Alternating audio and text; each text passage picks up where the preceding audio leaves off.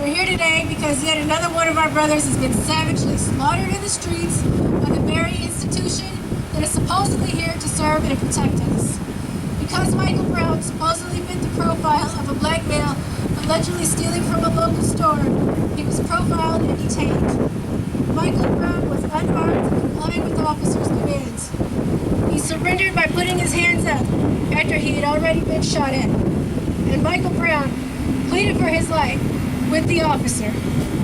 We're here today as citizens of Missouri to tell the Missouri legislature and the courts that we want justice for Michael Brown. We're no longer asking, we're demanding full equality under the law.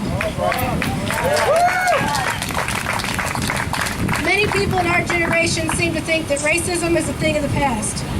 Many people think since the Emancipation Proclamation that we're free.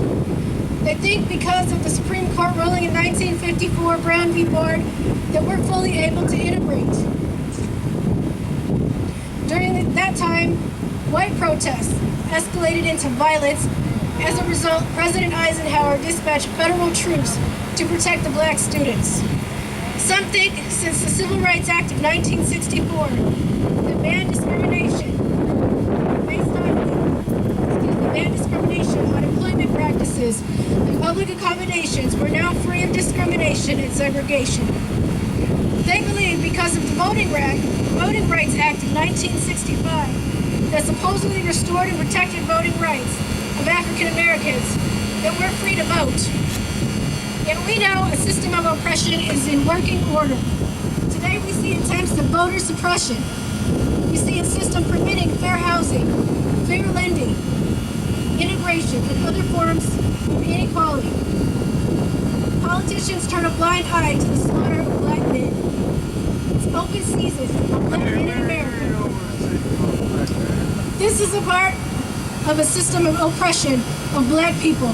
And I don't have to tell you that other tactics used to oppress the black men include mass incarceration of non-whites. I don't have to tell you that voter ID laws are designed to prevent poor and marginalized black people from voting democratically. Understand that these civil rights gains mean nothing if the courts do not uphold them. Make no mistake about it. If the courts permit officers to profile, harass, beat up, shoot, or otherwise molest black people and brown people, then we do not have full equality under the law. I want to remind our generation that there was and still are organizations that have silently and openly declared war on the minority people in America because of the gains of the civil rights movement. These organizations were more vocal in the past. Today's Klan members and white supremacists have gone underground, in large part. Some joined the military and the police force as a means to an end. These groups of people systematically and methodically work to repeal and undermine these gains. Politicians are increasingly more blatant in their own bigotry. While African Americans consist of 13.1% of the population, we make up 40% of the prison population. Even though the ratio of African Americans who use drugs is almost proportionate to that of whites, we are 2.8 to 5.5 times more likely to be arrested than whites. Black offenders also receive longer sentences compared to whites. Most offenders are imprisoned for non-violent drug offenses. Let's look at the 13th Amendment. The United States Constitution abolished slavery and voluntary servitude, except for the punishment of a crime. Are you starting to see how this works? So what's the opposition's tactic? Enter the prison industrial complex. What's the prison industrial complex? The prison industrial complex is the privatization of prisons for profit corporations.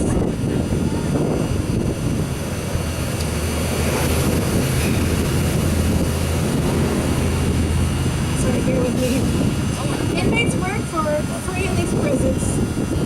So you see how the opposition circumvents the law. In 2012, the Corrections Corporation of America sent a letter to prison officials in 48 states offering to buy prisons. Thank you.